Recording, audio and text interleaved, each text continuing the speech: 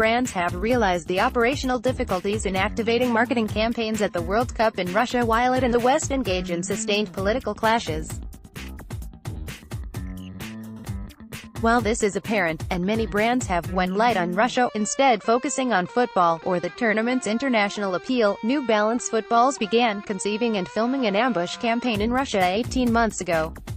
A quirk that has landed it with one of the few campaigns actually exploring the host nation, before the recent flare-up in tension stemming from the Salisbury chemical attack.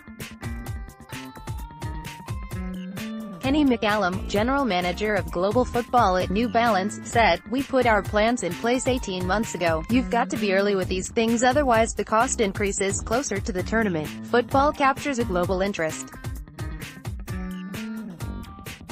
We committed to that plan some time ago. It is less about doing things in the country and more about amplification to a target from the country at the right time." New Balance has been involved in football for 3 years. Since then, the Boston-based brand has since made inroads, partnering with Scottish champions Celtic, Champions League winners Liverpool, Portuguese club FC Porto and numerous players. At the World Cup it has hedged its bets on underdogs Costa Rica and Panama, who will square up to England in the group stages. Unfocusing so heavily on Russia, even running a product launch in the nation several months prior, McCallum said, "The capture took place prior to the recent sensitivity from a political point of view, so we put the plan in place and captured content. We monitored the political situation, but there is not getting away from the fact that the tournament will take place in the country, in Russia, and football is the focal point. We focus on that. The brand will remain vigilant to events happening on the ground during the competition. The political scene will still be there will be a commentary, and if we have to react, we potentially will. But we are focused on football from a Russian culture perspective. That was always the plan, and I believe the audience is interested in that. In fact, the New Balance may be one of the few major brands integrated with Russia, and as McCallum said, it creates a space. If many people step away from it, that makes our space bigger, which is a good thing. There are many quirks around activating in Russia. The country has a strong stance against homosexuality, which arguably erodes inclusive brands. And then there is the issue around its occupation of former Ukrainian territory Crimea. Weeks before the tournament, German airline Lufthansa invoked the ire of the Ukrainian people by shooting a Moscow ad in Ukrainian capital of Kiev. It said it did so for logistical reasons. What McCallum wants is a good run of results from Costa Rica and Panama. Panama may be looking at emulating the achievements of the Iceland team at Euro 2016 and toppling England, for example. He admitted, "We've got some great stories there. The Etruska product, and the Make It to Moscow adventure series, will look to build the brand's social presence," which McCallum is happy with despite the brand's short time in the space. It will continue to explore Russian grassroots football through its social channels. It may find that it is one of the few brands doing so.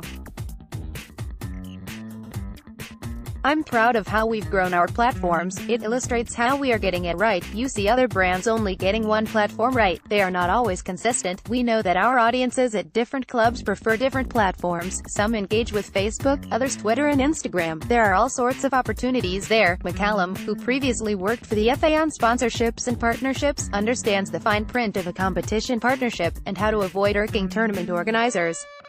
The real difficulty is in standing out, as football brands in every other category under the sun will attach themselves to the sport for about 2 months. There are hundreds of brands that activate outside these sponsorships, so clearly there is a benefit. There has to be, otherwise they wouldn't be doing it. New Balance is growing its football business. It is merely at that beginning of the journey.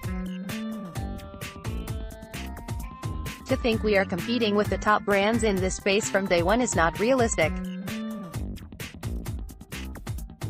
It has a budget to pick out a spread of desirable teams and players in growth or potential markets. There is budget available, but it is not endless, and it certainly wouldn't equate to the top brands in the marketplace. The team selection process must overlay strategic markets from a football, a business and brand perspective. He admitted there is space for brands like New Balance to play. Beneath the colossal, list clashes of Nike and Adidas, we hear similar feedback on the existing brands at the top in football. They are lost on focus. They are possibly overspending.